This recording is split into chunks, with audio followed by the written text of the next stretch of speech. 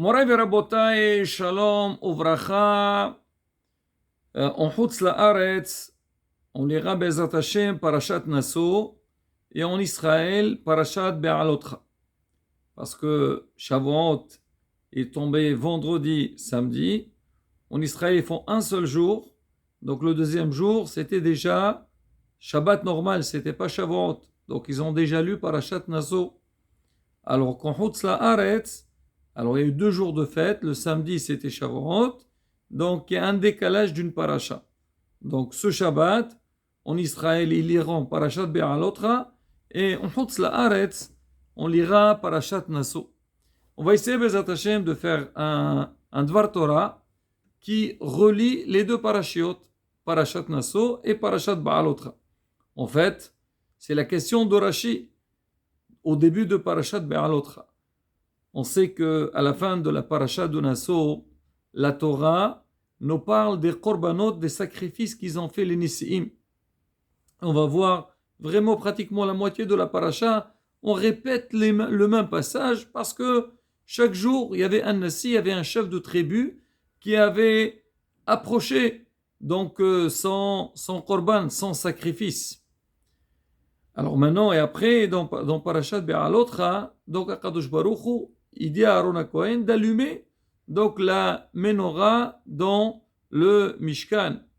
Alors Rashi pose la question, il dit Lama nismecha parashat. Donc pourquoi on a juxtaposé donc la parasha de l'allumage de la menorah dans le Mishkan avec les korbanot de Nisi'im. Donc toujours on essaye de faire un lien donc entre la parasha d'avant avec la parasha qui vient. Et même des fois dans la Torah elle-même, alors des fois il y a des passages, on dit c'est quoi le lien entre les deux. C'est ce qu'on voit dans Parashat Naso. On va parler de Sota et on va parler aussi du Nazir. Nazir, c'est celui qui ne boit pas le vin. Alors on dit pourquoi on a mis donc ces deux passages l'un à côté de l'autre. C'est pour nous dire que si quelqu'un il ne fait pas attention en buvant beaucoup de vin, alors il peut faire des choses qui sont très graves. Donc c'est classique qu'on essaie toujours de demander c'est quoi le lien entre le passage d'avant avec le passage qui vient après. Alors donc Rashi pose cette question, c'est quoi le lien entre les deux?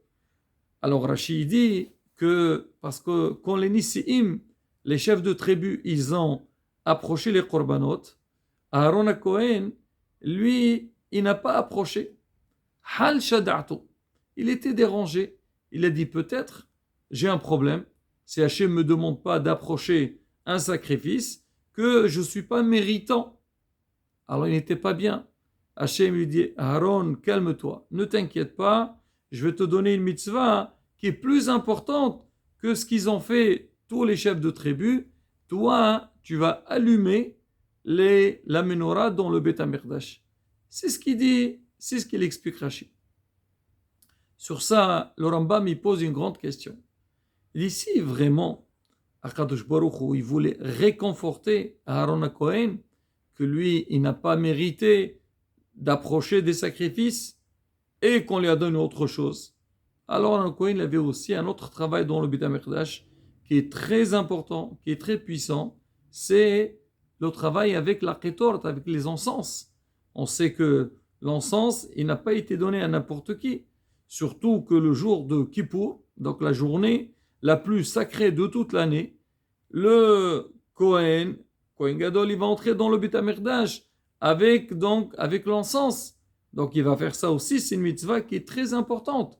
Alors pourquoi Béhémet, il lui a dit non, voilà, toi je vais te donner, voilà, il a réconcilié avec l'allumage de la menorah. Il y a autre chose qui est plus important. Et Béhémet, si on regarde un petit peu, alors c'est rapporté que cette mitzvah-là, ce travail-là, il a une puissance inimaginable. On dit aujourd'hui, même qu'on n'a pas le Beth HaMikdash, en lisant ces passages, ça protège, ça amène énormément donc, de bien à la personne.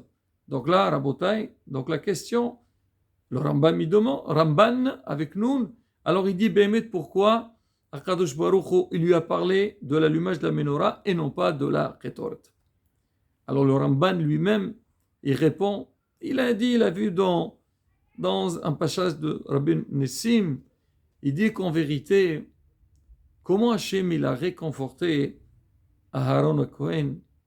Il lui a dit, Aharon, sache-le, c'est vrai, le travail de la menorah, l'allumage de la menorah, tu vas le faire, mais sache-le qu'il va avoir une autre Hanoukat, un Mishkan ou le Bet HaMikdash, qui va se faire avec l'allumage de la Hanoukiya, qui va avoir lieu grâce à tes enfants.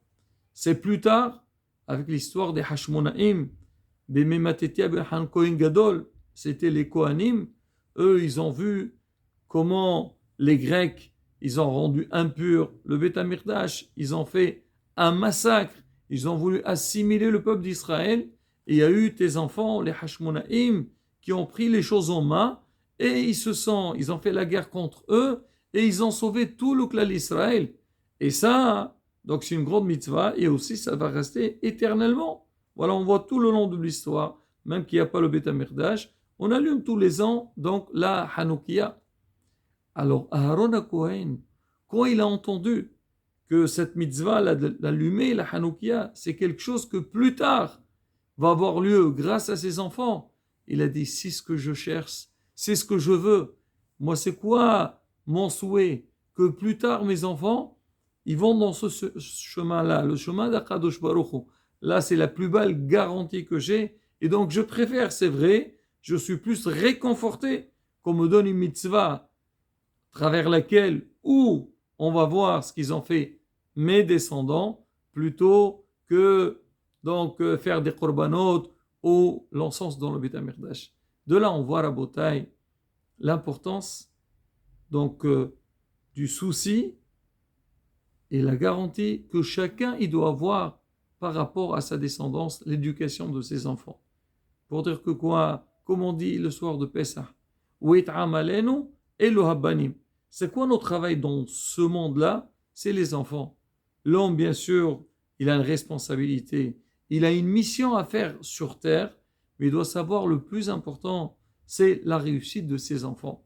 Quand on voit nos enfants, ils sont réussis, ils vont dans le bon chemin, ils nous représentent bien. C'est pas de l'égoïsme, mais ça c'est un devoir que toi ta descendance elle va dans le bon chemin. On dit c'est ça la plus grande réussite que l'homme il peut avoir dans sa vie. Et bien si on regarde bien, toujours avec le Kohen, on sait qu'il y a une mitzvah, c'est quand quelqu'un il a un garçon, donc il y a la mitzvah de Brit Mila. Et donc si c'est son premier enfant qu'il a eu, alors il doit faire ce qu'on appelle Pidyon Ben, racheter l'enfant. Il y a des règles dans ça, mais en tous les cas, donc les premières mitzvot qui se présentent pour un enfant qui vient de naître, donc c'est cette mitzvah, donc premier-né, c'est la mitzvah de Pidyon Ben, racheter donc l'enfant chez le Kohen. Alors, là, la Chal dit que quand l'enfant il a 30 jours, alors on appelle le Kohen, et le Kohen, il va dire aux parents, qu'est-ce que vous préférez? Est-ce que vous préférez votre enfant ou vous voulez de l'argent? Parce qu'on sait le rachat du premier-né, il y a une somme. Alors parce qu'à la base, le Bechor, le premier-né, il doit travailler dans le Beth HaMikdash. Donc il appartient au Kohen. Maintenant, il est chez ses parents. Alors si les parents ils veulent garder leur enfant, ils doivent le racheter chez le Kohen. Le Kohen leur pose la question, est-ce que vous voulez votre enfant ou l'argent? Les parents ils vont répondre, on veut notre fils. Alors ils donnent l'argent au Kohen, ils prennent leur enfant. Et là, Rabotai, celui qui entend ça tout de suite, il se pose la question. Il dit, mais c'est quoi cette question du Kohen? Est-ce que tu préfères ton fils ou l'argent? Qui va changer son enfant pour une somme d'argent, même si la somme elle est très importante? Déjà, la somme elle n'est pas très importante, et même si on va dire qu'elle est très importante, est-ce que c'est une question?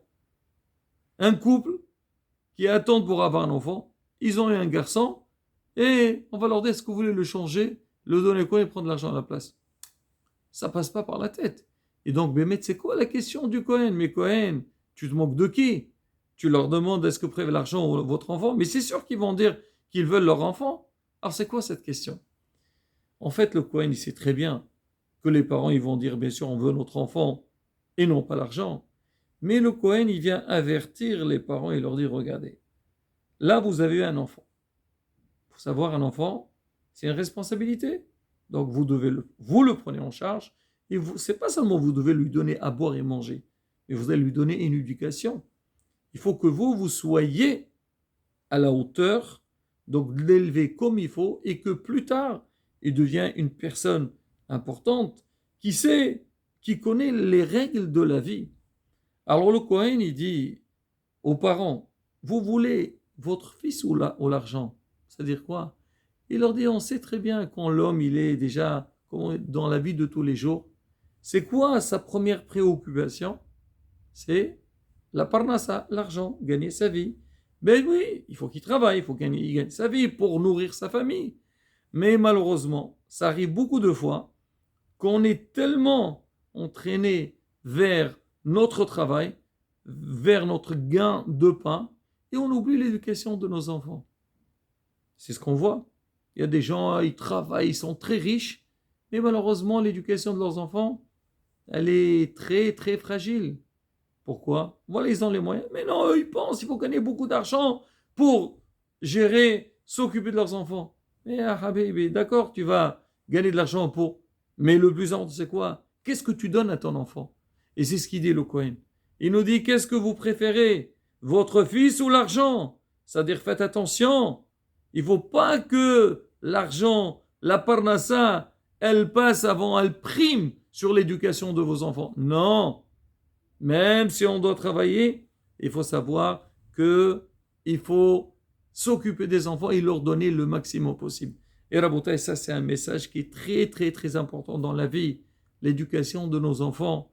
Qu'est-ce qu'ils vont devenir nos enfants? C'est quoi l'avenir de nos enfants? Et quand on voit que Baruch Hashem, nos enfants ils ont réussi, là on peut dire, on peut être satisfait. Comme le Kohen, il lui a dit plus tard, Aaron Kohen, plus tard tes enfants ils vont faire des miracles pour allumer la Hanoukia dans le Beth Amikdash, ben il a dit voilà, ça c'est ma meilleure garantie, tout le reste ne vaut rien du tout, surtout qu'on dit l'encens, ça c'est une sigoula pour la hachiroud, pour l'argent. Non, c'est ça qui m'intéresse. Et bien, combien l'homme il doit penser dans sa vie. C'est vrai, on pense tous quand on s'occupe de nos enfants, on cherche la bonne éducation pour nos enfants, mais beaucoup de fois on se trompe. Et la bataille, j'ouvre une petite parenthèse, même si c'est pas le sujet, c'est que c'est vrai en règle générale, les gens ils pensent à l'éducation des enfants une fois que les enfants ils sont là. Mais il faut savoir, il faut penser déjà plus tôt. Une des choses qu'aujourd'hui les gens ils pensent pas par rapport à l'éducation des enfants, c'est se marier jeune. Quand on traîne aujourd'hui beaucoup de fois, des gens, non, attends que je travaille, je gagne de l'argent, ou bien je sais pas, j'attends ceci et cela, et ils traînent. Et après plus tard, quand est-ce que tu vas te marier? Quand est-ce que tu vas avoir des enfants? Et quand est-ce que tu vas t'occuper de tes enfants? Il est préférable de commencer dès que tu es jeune déjà. Tu te maries, tu as une bonne famille, tu as des enfants, et comme on dit que tu kiffes la vie, et bien Zatachim, tu leur donnes le maximum. Et c'est ça la chokhma.